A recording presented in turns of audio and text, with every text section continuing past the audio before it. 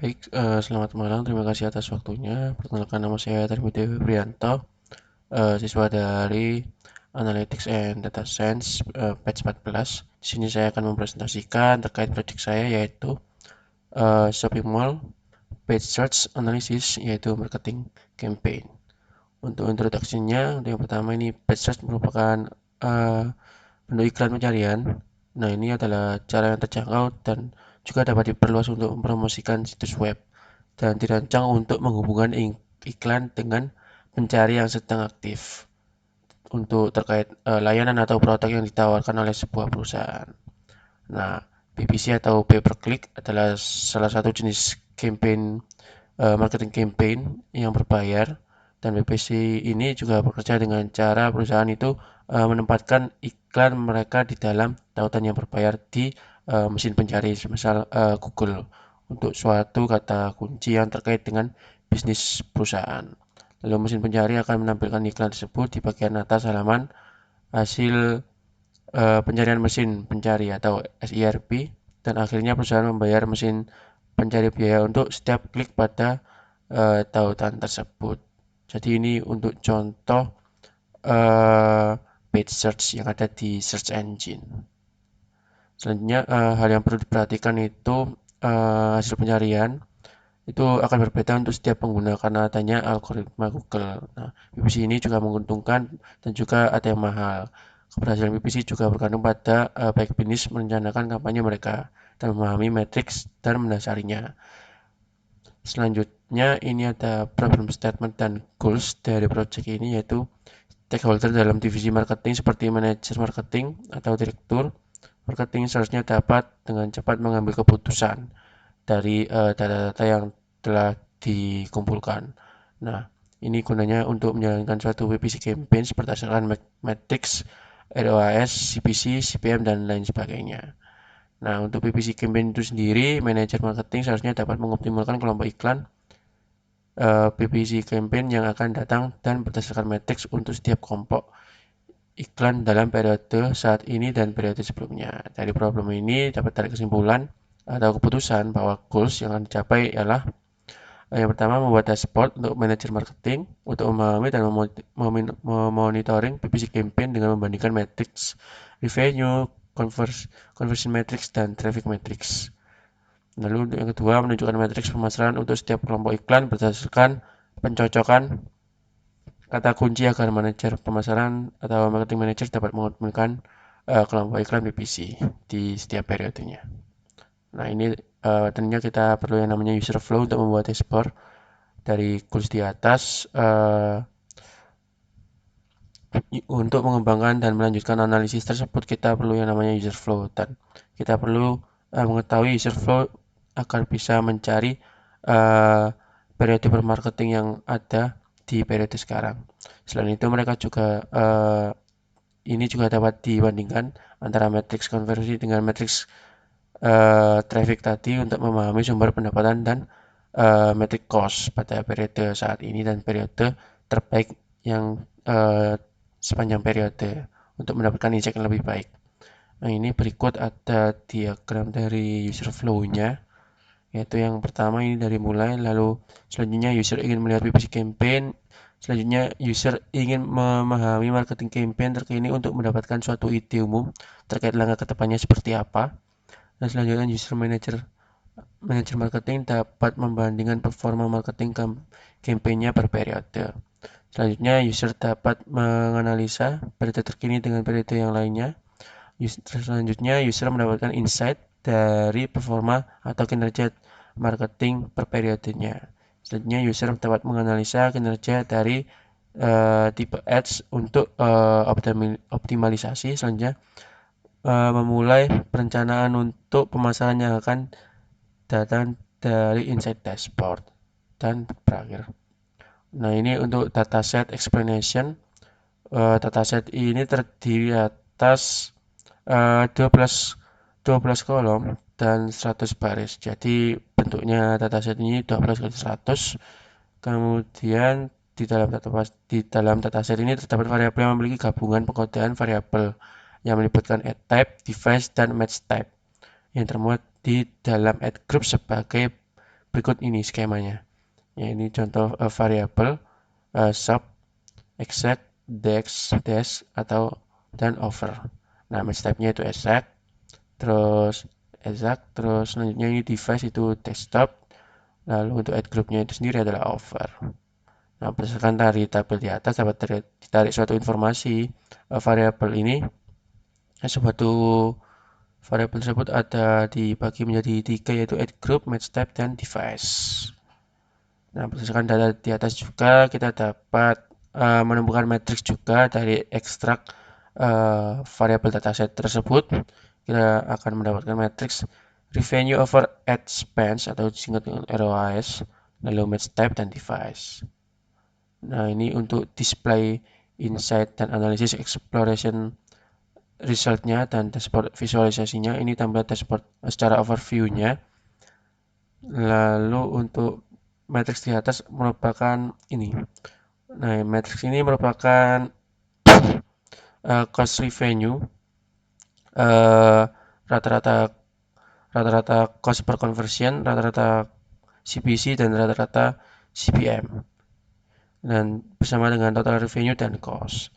Nah, untuk yang ini yang ada di marketing revenue dan kawan-kawannya itu adalah merupakan matriks yang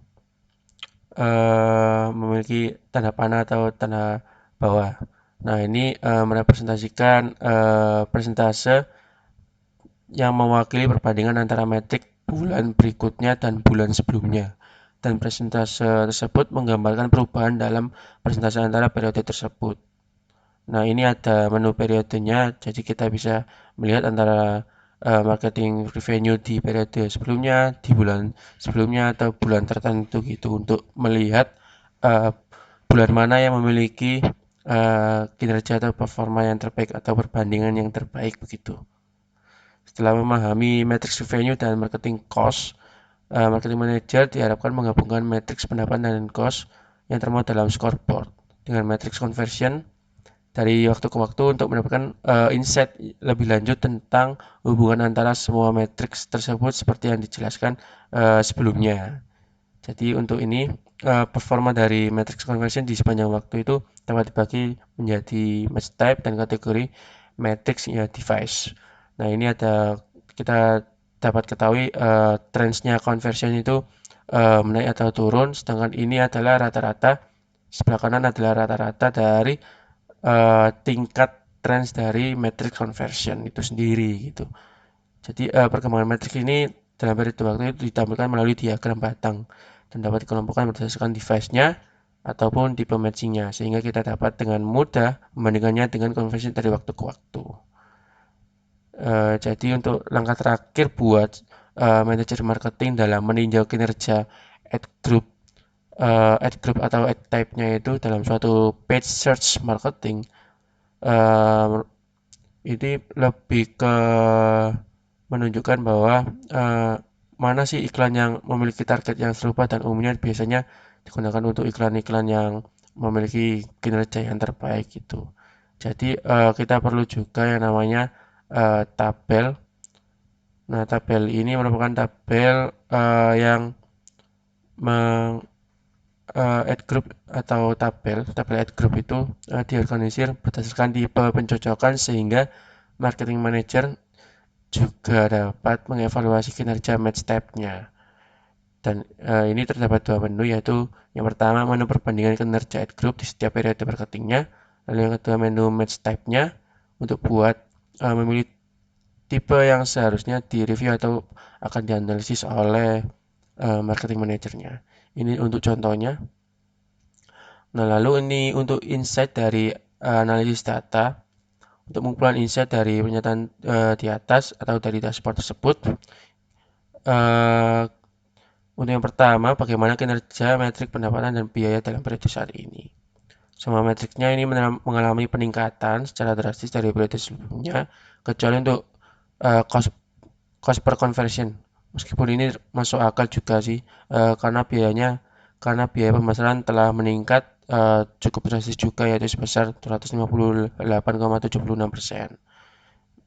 Selanjutnya ini bagaimana tren matrix conversion mempengaruhi matrix cost revenue dalam periode terkini. Conversion meningkat secara drastis dari Oktober ke November. Oleh karena itu, tren ini juga menjelaskan juga bahwa mengapa matrix cost revenue saat ini dalam periode ini mengalami peningkatan yang uh, cukup drastis. Namun, conversion rate dari Oktober ke November tidak mengalami peningkatan. Selain itu, untuk meningkatkan tingkat konversi dan jumlah konversi di periode berikutnya, manajer pemasaran bisa menyarankan kepada manajer penjualan untuk menawarkan harga yang lebih kompetitif sebagai bagian dari perencanaan PPC campaign berikutnya. Mengingat bulan depan adalah Desember, di mana ada peristiwa Natal dan Tahun Baru. Selanjutnya ini ada analisis traffic dan conversion. Nah, ini bagaimana overall tren kinerjanya per device. Sebagian besar kan user itu berasal dari mobile device. Nah, meskipun didominasi oleh perangkat device mobile, CTR menunjukkan bahwa hanya terdapat perbedaan sebesar 3,82% antara traffic yang berasal dari desktop dan perangkat seluler. Oleh karena itu, untuk mengurangi kesenjangan tersebut, manajer marketing dapat membuat konten kampanye PPC yang lebih baik atau pesan CTA yang lebih menarik untuk user. Selanjutnya ini ada analisis kinerja dari ad group dan match type. Nah, ini bagaimana kinerjanya dari setiap ad group dalam periode saat ini dan periode sebelumnya dapat dari sebuah kesimpulan bahwa shop promo code dan shop discount code dan shop coupon code memiliki kinerja yang lebih baik daripada ad group lainnya dalam tipe pencocokan 1:1. Nah, ini revenue, CPC, dan conversion rate-nya juga meningkat di setiap periodenya jika menggunakan pengkodean yang ketiga tadi. Nah, sehingga manajer pemasaran dapat mengalokasikan lebih banyak anggaran untuk meningkatkan CTR kelompok iklan ini dengan mengembangkan pesan CTR yang lebih baik dan lebih atraktif untuk suatu user. Selanjutnya, konklusinya, dashboard yang sudah dirancang ini cukup interaktif dan dapat dipahami oleh marketing manager. Analisis dapat dikumpulkan dari perspektif yang cukup luas dan kemudian dipecah menjadi analisis yang lebih spesifik dengan menggabungkan matriks-matriks lainnya. Dashboard juga menyediakan tabel iklan yang dibagi berdasarkan tipe pencocokan. Selanjutnya untuk yang problem statement pertama, solusinya untuk pertanyaan misi ini adalah sebuah dashboard yang dapat mudah dinavigasi oleh manajer pemasaran untuk membandingkan matriks-matriks dan mendapatkan insight dari setiap periode pemasaran. Dashboard ini juga harus terstruktur sehingga pada awalnya marketing manager dapat memperoleh insight yang lebih menarik terkait matriks pendapatan dan hal-hal lainnya. Selanjutnya untuk problem statement yang kedua, ini solusinya itu tabel dibuat dengan di bagian bawah dashboard sehingga tabel ini dapat disoroti kinerja ad groupnya dan match type-nya di setiap periode pemasaran sehingga marketing manager juga bisa menentukan dan juga bisa menganalisis mana kinerja ad type dan ad group yang cocok untuk difokuskan atau dioptimalkan di periode yang akan datang. Selanjutnya ini untuk referensi dan informasinya. Lalu untuk demonstrasi dari ad type-nya yaitu demonstrasi dari dashboard-nya. Ini ada marketing revenue, cost, average ROAS, dan matriks lainnya. Jadi kita bisa melihat bentar. Jadi kita bisa melihat perbandingan atau perubahan di setiap periodenya. Lalu untuk yang mount ini untuk impression by device dan click by device, average by device-nya. Jadi kita bisa menentukan klik per September itu berapa, klik per Oktober itu berapa. Lalu ini untuk juga tabel ad type dan ad groupnya di setiap periodenya juga. Mungkin itu saja presentasi dari saya. Kurang lebihnya mohon maaf. Wassalamualaikum warahmatullahi wabarakatuh.